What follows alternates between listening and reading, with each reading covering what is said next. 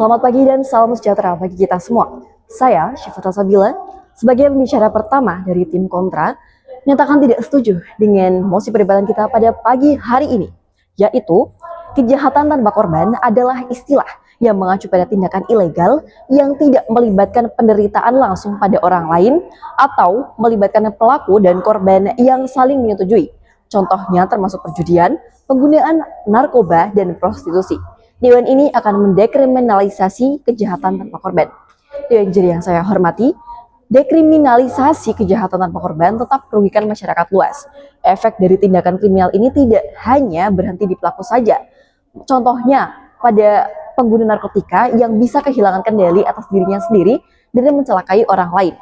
Prostitusi dan perjudian juga sering berkaitan dengan tekanan ekonomi, kekerasan yang terselubung, dan ketergantungan yang merusak relasi sosial.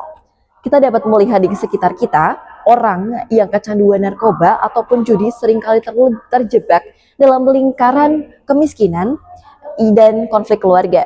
Banyak dari mereka yang akhirnya mengalami kehancuran hidup, kehilangan pekerjaan, dan bahkan melakukan tindakan kriminal lain yang dampaknya menyebar ke seluruh masyarakat. Jadi, meskipun tidak terlihat ada korban langsung, kenyataannya masyarakat tetap menjadi korban dalam jangka panjang. Dewan juri yang saya hormati, pernyataan tim pro bahwa pelaku hanya korban keadaan bukan justifikasi untuk melegalkan tindakan ilegal.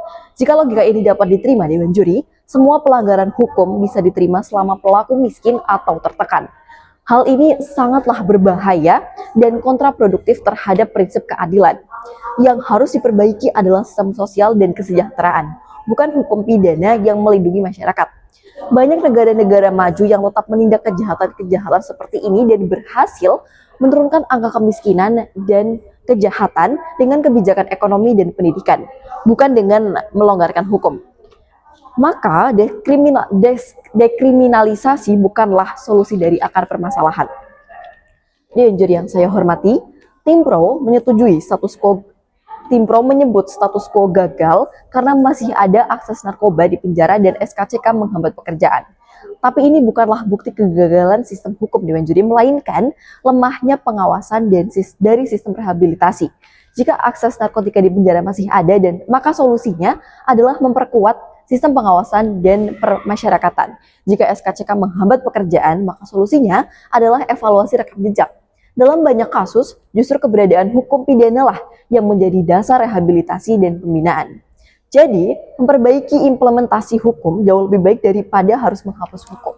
Dewan juri yang saya hormati, tim pro hari ini menjual ide bahwa karena pelaku kejahatan tanpa korban tidak membahayakan orang lain, maka negara harus melepaskan tanggung jawabnya. Tapi kami tunjukkan bahwa justru masyarakat yang akan menanggung efek jangka panjang akibat hal tersebut. Maka dari itu Dewan juri, sebagai tim kontra, kami tidak setuju dengan mosi perdebatan pada pagi hari ini. Terima kasih.